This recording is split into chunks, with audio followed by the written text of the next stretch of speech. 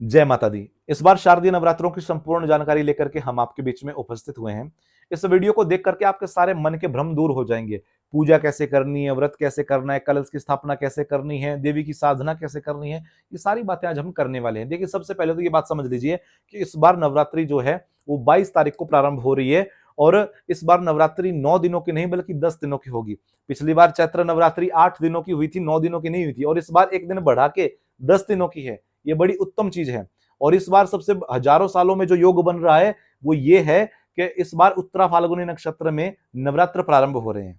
हजारों सालों में ऐसा योग बनता है, इसलिए हर किसी व्यक्ति को इस नवरात्रि में कलश की स्थापना जरूर करनी चाहिए। 22 तारीख को आप सवेरे जल्दी उठिए। यदि आप स्त्री हैं तो आप लाल रंग के वस्त्र धारण करिए स्नान करने के बाद। यदि पुरुष हैं तो पीले रंग के वस्त्र धारण कर सकते हैं।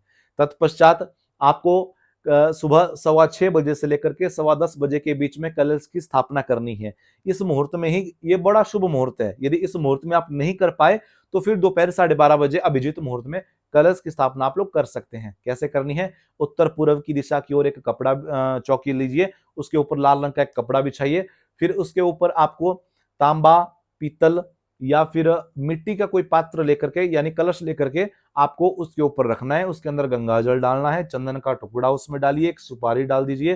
फिर उसके बाद आप उसमें हल्दी की एक गांठ डाल दीजिए, दुर्वा, कुशा ये सब डाल दीजिए, सप्त मृत्तिका उसमें डाल दीजिए। उसके बाद सर्वौषधि उसमें डाल दीजिए। तत्पश्चात एक चांदी का सिक्का उसमें डाल दीजिए, आम के पत्तों से उसको सजा दीजिए, उसका ढक्कन लगा लीजिए ऊपर से। उसके ऊपर नारियल रख लीजिए और नारियल रखने के बाद उसको चुनरी से उड़ा दीजिए, देवी का एक स्वरूप दे दीजिए।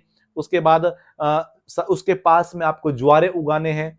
इस विधि से आपको कलश की स्थापना करनी है। उसके बाद देवी की आरती करनी है, विधि विधान से उनको भोग लगाना है। उनको नैवेद्य या फिर जो आपके पास फल हैं उनका भोग लगा दीजिए। एक अखंड ज्योत जरूर जलाइए। घी के दीपक की एक अखंड ज्योत यदि इन 10 दिनों में आप जलाकर रखते हैं तो निश्चित मानिएगा, गारंटी के साथ आपके घर में देवी का वास होगा ही होगा।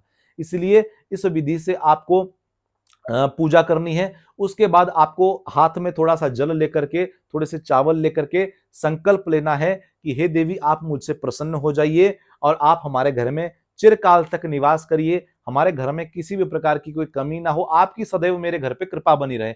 इस प्रकार से आपको हाथ में जल लेकर के संकल्प लेना है। फिर उस जल को आपको धरती पे छोड़ देना है। संध्या काल में भी आपको इसी विधि से पूजा करनी है और सुबह के टाइम पे भी आपको इसी विधि से पूजा करनी है। याद रखिएगा, इन नवरात्रों में यदि आप 9 दिनों तक व्रत करते हैं और जागरण करते हैं, निश्चित आपके ऊपर गारंटी के साथ देवी की कृपा होगी। इस बात को बिल्कुल सदैव याद रखिएगा, क्योंकि इस बार देवी हाथी पर सवार होकर आ रही हैं। यानी हाथी जो है वो देवी की इस बार की सवारी है। तो इसलिए हाथी जो होता है वो शुभता का प्रतीक माना जाता है। इस बार सुख समृद्धि बहुत ज्यादा होने वाली है आपके घरों में। इसलिए आपको बड़े यहां डेकोरेशन करके देवी इन 9 दिनों में हो सके तो किसी सिद्ध पीठ में जाकर के आप दर्शन करिए।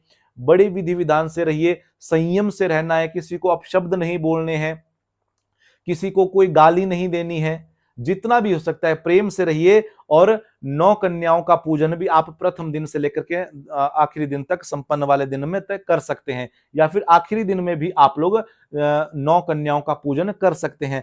इस बार सबसे बड़ी विशेष बात यह है, जो 10 दिनों के नवरात्रे हैं इनमें देवी के 9 रूपों के साथ साथ आप लोग 10 महाविद्याओं की उपासना भी करेंगे। यदि आपके ऊपर कोई कोर्ट कचहरी का केस चल रहा है, आपके शत्रु आपको परेशान करते हैं, तो इन नवरात्रों में 10 महाविद्याओं की साधना जरूर करिएगा। 10 महाविद्याओं की साधना कैसे करनी है?